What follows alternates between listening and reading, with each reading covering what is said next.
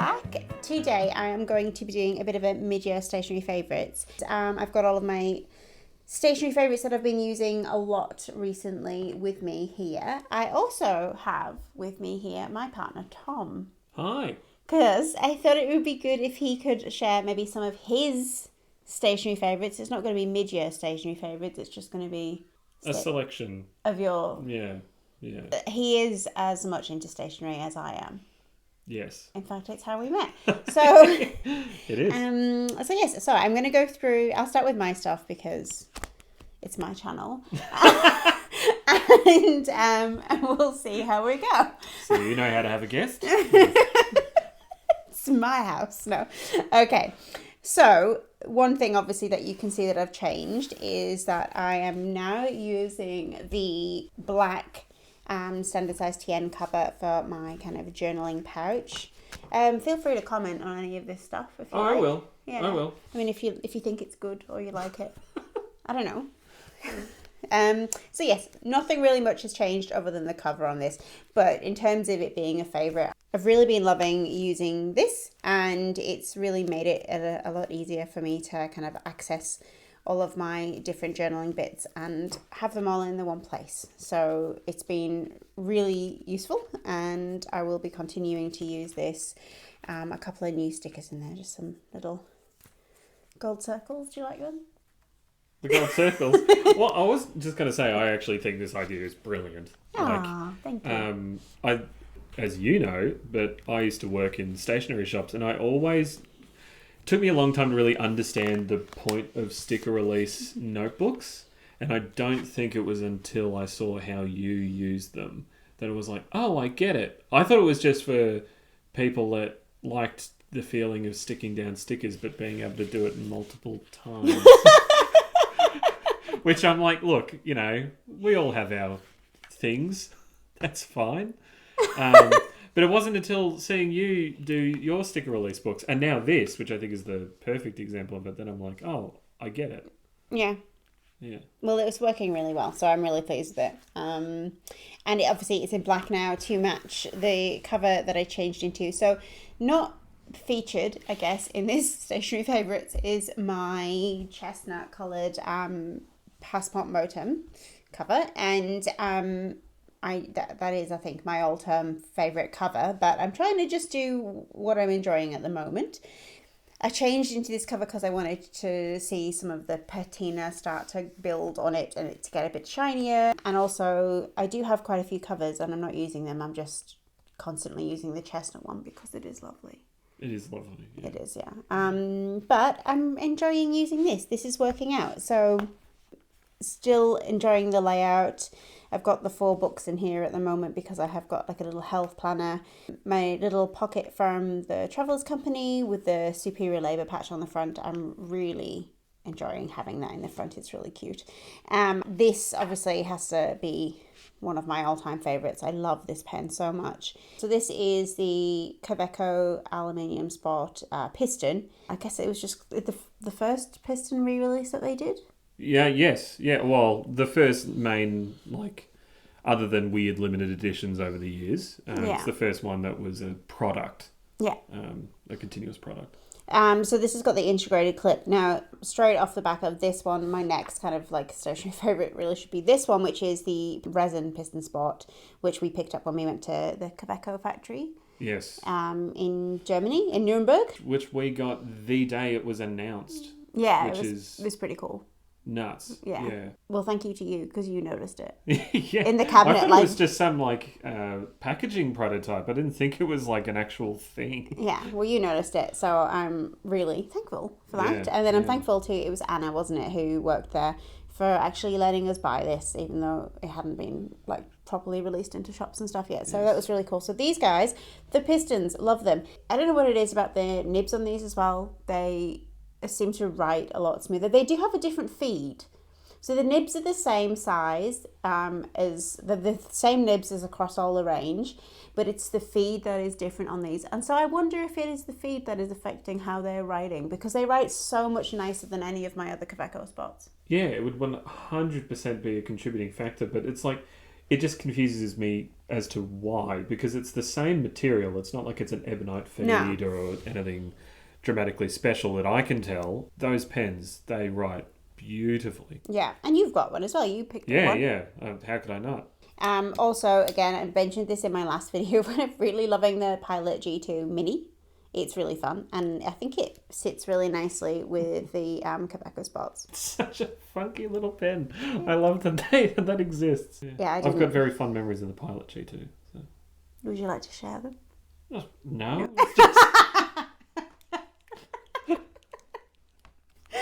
Okay. What? How fun can it be? Oh, yeah, I use them. They're pretty nice. Okay. Okay, so... It was my summer in Rome. Oh my god. Stop. Alright, so the next thing that's on my stationery favourites is this pouch. So this is the Hobonichi small drawer pouch, and I have put some little patches on it from our trip to... I wanted to say England, but it was Europe. Yeah. Big chunk was England. I think it's just all of the patches on there are from England. Anyway, I took this with us on our trip to Europe, and it was great then, and I've continued to use it since. Forgot that these guys existed, but I've been liking using these. This is just the Uni Procky. It's got like a very fine liner on this end, and then I guess it's not exactly that thick, but you get the gist. And so that's those guys. I've got some mild liners. This like a Pentel sign pen? It is a Pentel sign writer in red. It's a really good red. I've also got this Pigma Micron in 0.5 in red.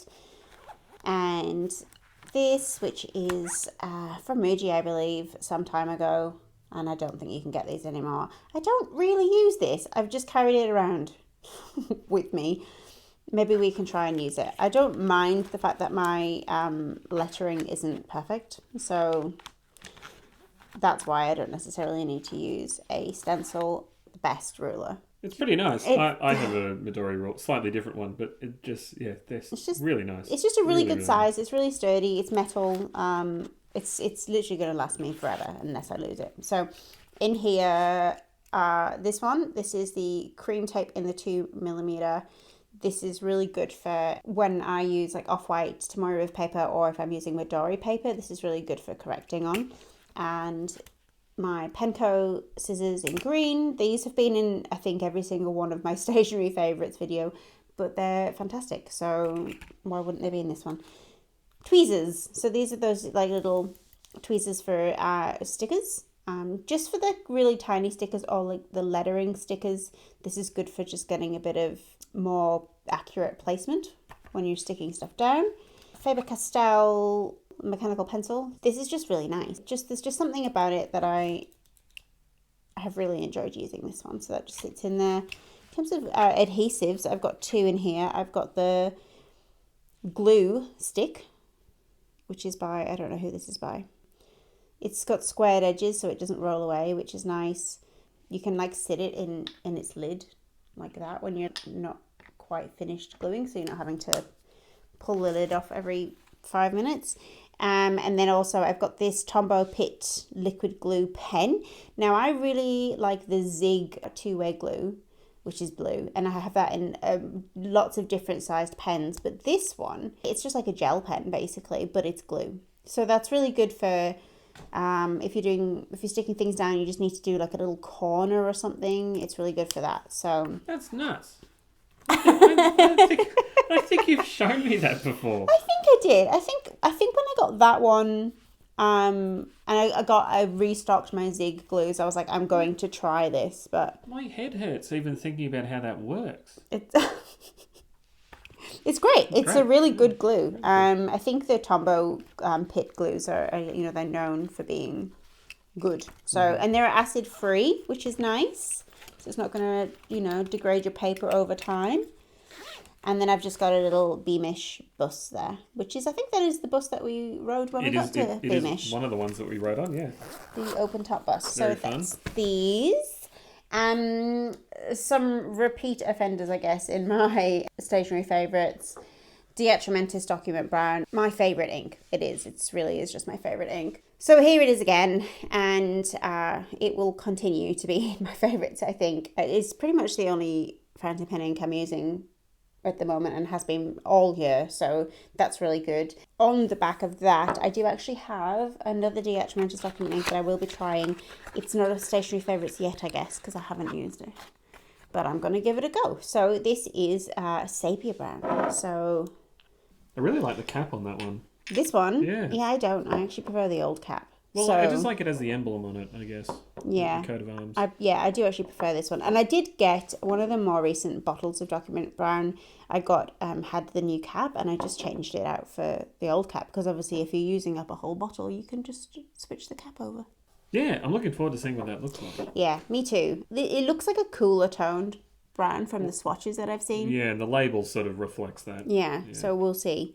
I will update on that. I think I want to do a bit of a Diatramentus swatching video, because I've got quite a few colours, and then we found yesterday that you had 5 bottles. Yeah, several bottles. Started unpacking the deep storage of my stationery problem and found a good 4 or 5 bottles of Diatramentus. So yeah, I'll be swatching them. Thank you. Yeah, you're welcome. These little post-it notes from RSVP in Berlin, I still absolutely love them. They're so perfect. They are an awesome size for the inside of the passport notebooks. You know, you can just rip off a couple and stick them in there, and they're perfect. And I just love that they look like a tiny little pad of paper. I love them. They're so good. I wish I'd bought more, but I mean, I bought 2 packets. And, you know, realistically, how quickly do you get through sticky notes? Clampy Clamp, Penco Clampy Clamp. I have actually I still got the price tag on it. There you go. $6.99 from Milligram. Good on them. Probably will take that off. But I have been using this quite a lot. If you saw my swatching video, you saw that I used this on the passport notebook. I put it kind of across the top. So I put it across like that to hold it open. But also it's just nice to clamp on the side. And then it just kind of holds it open as well. And it's a really good size for the passport. I think it just works in multiple ways. So it's not as heavy as the brass ones. So there is that. But I like it. I really like it. And I had wanted to get one of these for a while. And so I'm glad that I finally did. Almost done with my stationery favourites. So Kodak Mini Retro 2. It's so good. It is a dye sub printer. So it is, unlike the zinc printers, the zinc ink printers, this is permanent. So the zinc printers can fade over time.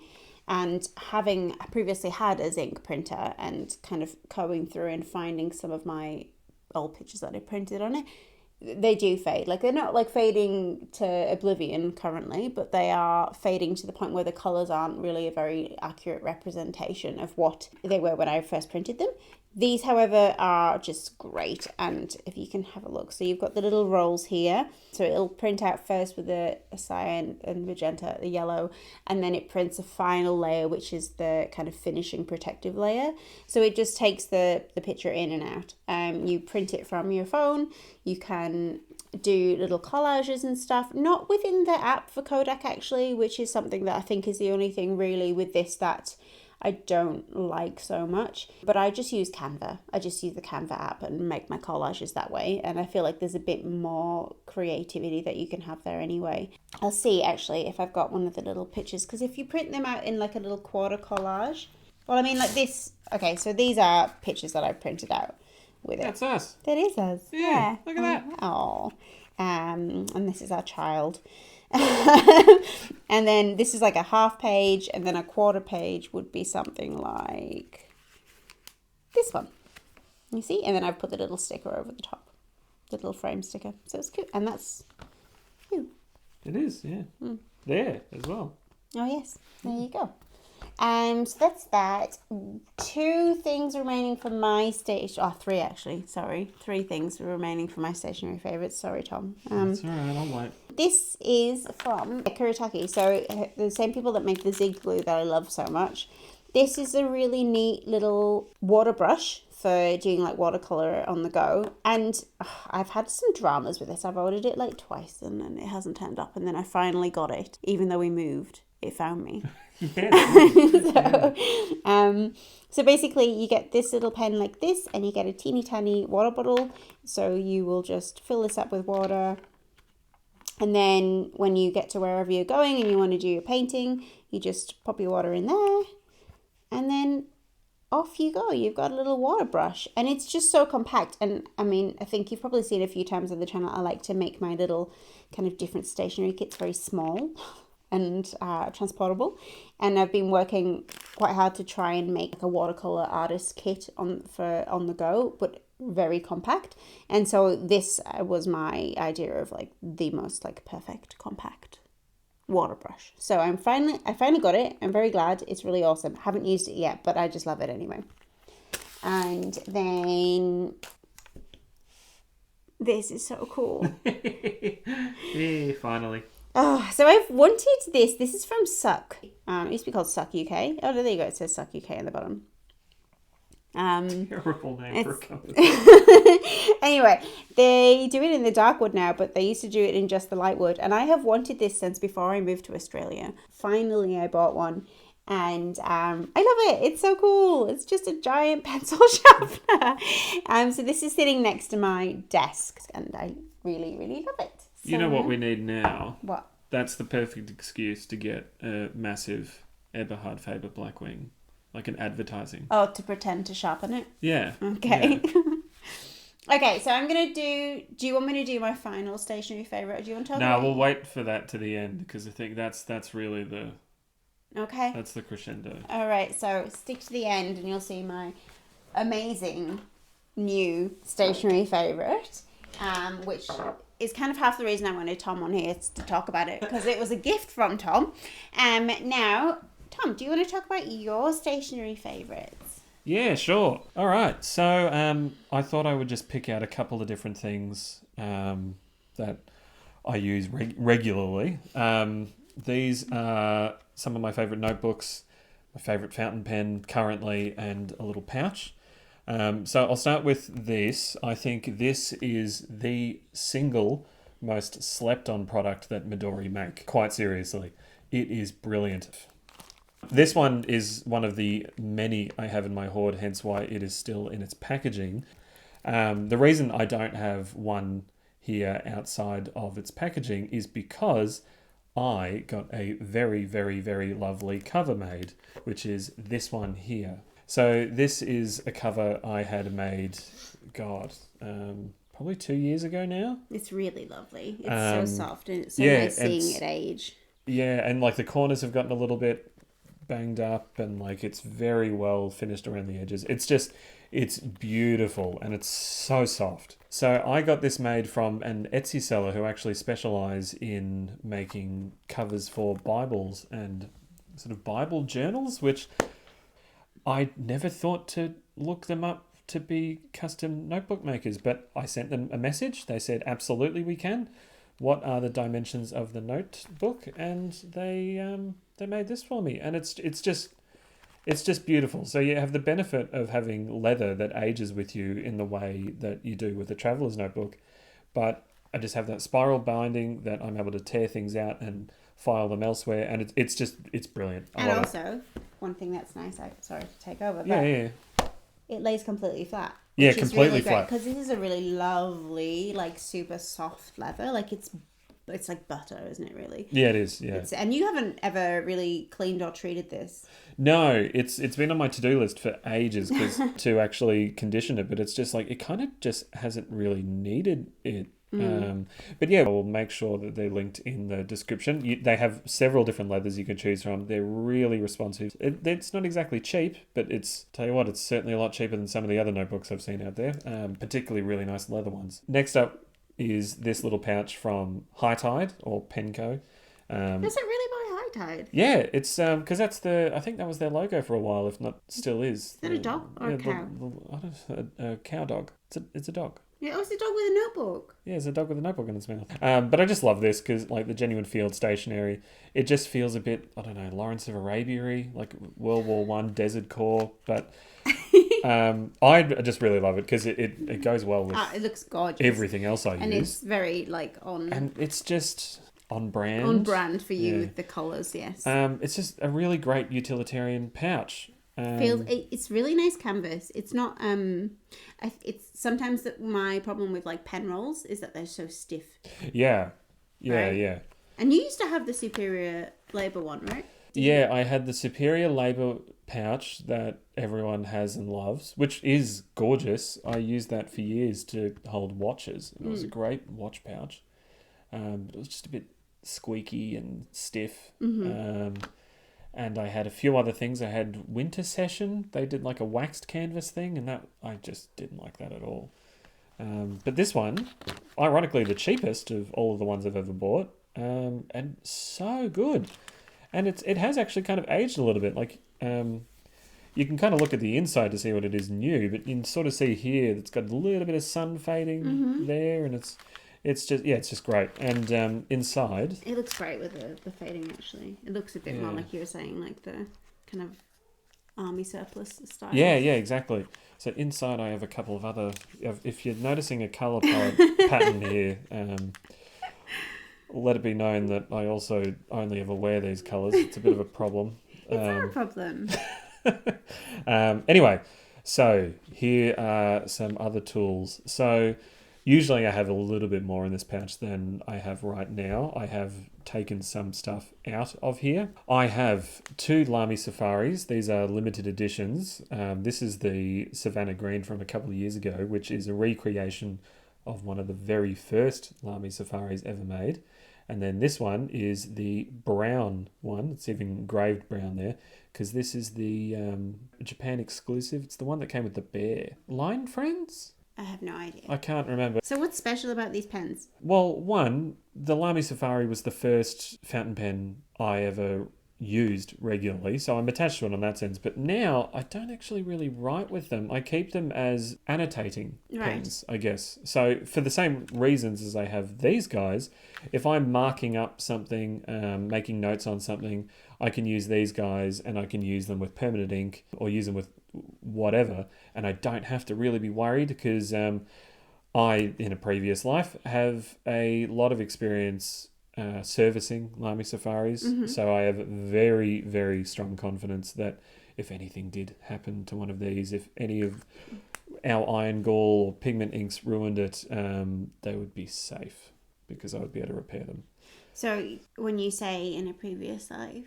Previous career, I worked as a pen doctor. There we go. A pen specialist, repairing primarily Lamy and Kaweco pens. Yeah, that's nice, isn't it? The Kaweco part is the Kaweco part has been quite convenient for Sarah, and then a little bit of repairing other things as well. But I don't really use the Lamy Safaris day to day as I maybe once did, but I still am quite fond of them. What have you got them inked with?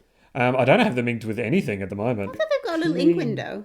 Yeah, it is actually a very, very good design. That's quite clever. Well. I've just never really liked Lamy Safaris. And any Lamy pen, for that matter. Yeah, and that's fine. They are a very, very... That's fine, you'll still love me. That's fine, you're forgiven. They are a very, what's the word? Acquired taste, I guess. I feel like everyone loves Lamy Safaris. Yeah, I know, but it's because it's a very beginner-friendly pen. A triangle grip, very hard to... Can't swear, can I? They're very, very hard to break, okay. I would say. I think they're the 2 major things. Like, I would still recommend a Lamy Safari to most people starting out because they are very hard to break and they're very easy to replace parts as well as the pen itself. Okay, I'm so glad we're doing this because you have so much knowledge and I really want to milk that. Yeah. Yeah, because the Lamy Safari, I mean, like, there are other great starter pens. There are plenty from Pilot. But the problem with Pilot is, I mean, at least when I used to sell pens, they didn't sell replacement nibs. They didn't sell replacement feeds. These are so easy to disassemble and reassemble, even the feed and everything, as soon as you know how to do it, that it's like... Well, maybe we should do a video of you doing that. Oh, sure. Yeah, we can do that down the Yeah. line. Yeah, absolutely. And then these guys, Stabilo Boss. Stabilo Boss. Well, okay. Can you maybe spare a page in your book and just like quickly just put out the colors of these? Yeah, Because sure. they're actually really interesting and like Yeah. nice colors. Yeah, I don't really feel like you can tell from the pen body what the colors are. No. So this is, I don't know if they still have them, but they are earth tone highlighters by Stabilo Boss, who I still feel are the most ergonomically shaped and sensible highlighters on the market. So there is a brown. Oh, that's so nice.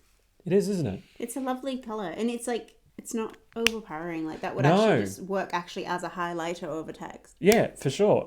This one, which I actually really like, which is a sort of Top? warm grey. Taupe? Isn't top like a grey brown? I don't know. Warm grey will do. And then this one, which is, you guessed it. Green? Yeah. Oh, that's such a nice green. It's like a avocado?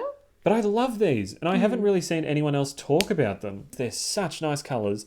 They're such, like, just good, reliable build quality, and they're not expensive. Yeah. The only thing that makes them a little bit expensive in Australia is the fact that no one here carries them. Oh, you mean the earth tone specifically? Yeah, the earth tone specific. Yeah, I was going to say, because I've definitely seen Stabilo, like, say... Yeah, there are Office heaps Works or of whatever. Stabilo Boss, but it's like always the standard ones. Standard, yeah. And they do bring some limited editions, but they haven't brought these ones in for whatever reason. So I will link these as well. They're available all throughout the UK. And Europe as well. And Europe, because we saw them everywhere. Everywhere, yeah. But I'd bought them from Amazon several times, and eBay, I think, before then. And they're not that expensive. Obviously, you're spending more than you would on a Stabilo, but not that much more. And finally... Yep, well, finally for you. And then finally for me, yeah. And then we get back to the main event. Okay. This is a old pen case that I've had for a long time. It was made for me by an Etsy seller. I like the back. It's got this thing. Yeah, no idea what I'm meant to be doing with that. Attached it to your belt or something? Yeah, Keyring? like I'll be doing Onto that. a bag? I don't know. But I just love it. The quality of manufacture is definitely not as good as this notebook. I but don't know about that. I actually do really love it. I think it's just different. Like, it's just not, like, Sure. finished on the edges. Yeah, That it's not doesn't mean finished in the same way. That doesn't mean it's bad. And I have to say, the leather is gorgeous as well. And the way that's conformed and, like, kept this really beautiful colour, I'm a big fan. But it holds the pen that I probably use day to day the most. Here we go. Which is a Parker 51. I did wonder what you'd put in here. It's a Parker 51. It's a Parker 51 Demi, which means it's the smaller one. And I have to say, smaller pens, this is probably something that you and I can agree with, queen of the Kaweco sport. Smaller pens are better. I think so. As soon as you get into vintage pens, you quickly realise that smaller pens were the more common. The pens that are ironically called things like major and oversize and all the rest like in my hand. are, by modern standards, actually very small. What I love about this, it fits in a shirt pocket really comfortably. I'm used to seeing this in, like, just the little arrow sticking out of your shirt pocket. Yeah. As opposed to it being in a pen case. But And this is really the era where Parker were at their peak. You'll find a Parker 51 that hasn't been serviced, that was made in 1955, that will write better than something that was manufactured last week, bought today from a reputable brand. It's actually just honestly staggering how good the Parker 51 is. so when do you think this was made? I think I've roughly dated this to like mid to late 50s. That's crazy to me. That does not look like it's from the 50s. Like we often go to pen shows and we see a lot of vintage pens, and like just the way that they, I guess, kind of can discolor over time. Yeah. Or and like there is a little bit of discoloration. I don't know if it'll show up on the camera, but very tiny bit. Just a tiny bit. I mean, I really don't like those nibs. Yeah. Look, I will say it writes really well, but it just creeps me out. It's an acquired taste. The fingernail nib, as you call it. Yeah. It is an acquired taste. This writes beautifully. I have it filled with. It does write amazing. I have it filled with Diamine chocolate brown and. Who recommended that? You did. And I was so skeptical because, like, you got to be picky with what inks you put in vintage pens. But I guess the Parker 51 is a bit more durable than most vintage pens. Weirdly, it just made the pen write better than it's ever written. So, yeah, I love it. I'd be happy to talk about this pen and some of my other pens in another video, perhaps. Yeah, I'd love that. Because I don't want to bore your viewers with this Oh, well, video. you know. But, yeah, this... Oh, what a pen. Can't exactly put a link in the description about this pen because, of course, it is mine and they are hard to get. So, well, we sorry. did find a Parker 51 recently. Oh, they are out there. And that was in good condition. And there was 2 of them, but like the other one was the Dove Grey or something. Or Admiral Grey. What was the colour? Admiralty Grey, I think, is a Schaefer name. I think it's Dove Grey if it's Parker. Yeah. But that could also be the other way around. I do love your other Parker pen, so yes, maybe we should talk about your other pens at another time. Yep. Alrighty. Okay, so Tom was very, very kind. Well, you are very kind and very generous, but to give me a beautiful gift. You're going to have to close that. We'll just put it over here for now. I'm not doing very well.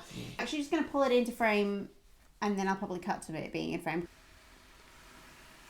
Ta-da!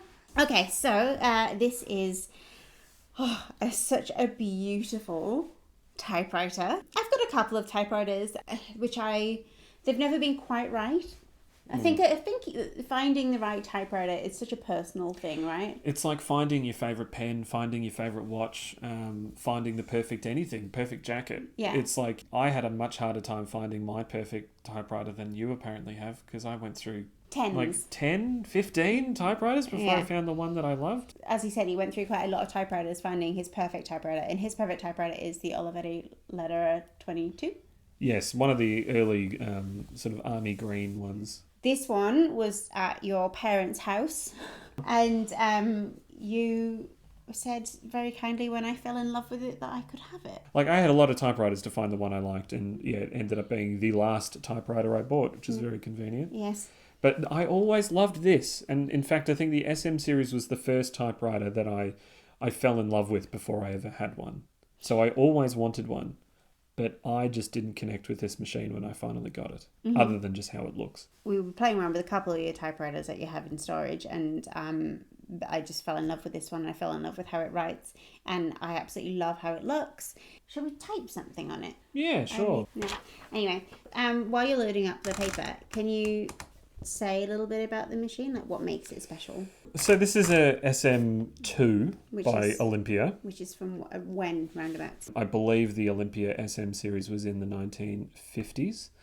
The SM2 is a little slept on compared to the SM3 and the SM4. The SM3 does admittedly have some benefits. It has an actual tab key, whilst this one doesn't. Mm-hmm. And then the SM4 has a couple of other things. The SM2, this is really just for writing. Like, this would be an incredible one if you were journaling by typing. Mm-hmm.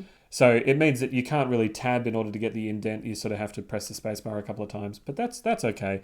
What I really love about the SM2 is the colours. So this one is green. I just love the little like accents of other colours of green. Oh, it's absolutely throughout. gorgeous. Like, it is just such a beautiful machine. And it's like in incredible condition. This looks like you just got it out of the box. It's incredible.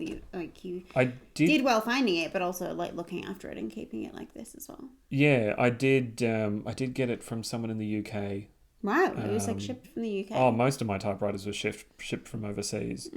And that was always a bit of a terrifying gamble because some of them arrived damaged. But this one was very well packaged. This would be going back 6, 7, 8 years now. So it's a long time ago. And now it's for me. And now it's for you. Thank you, honey. Yeah. All right, would you like to type like an outro then? Sure. All right, so very quick, for anyone who wants to get into typewriting or plays with typewriters, the best advice for typing I've ever heard is to press the keys as if they're really hot. Okay. So you don't press down the same way you do as a keyboard, you sort of tap.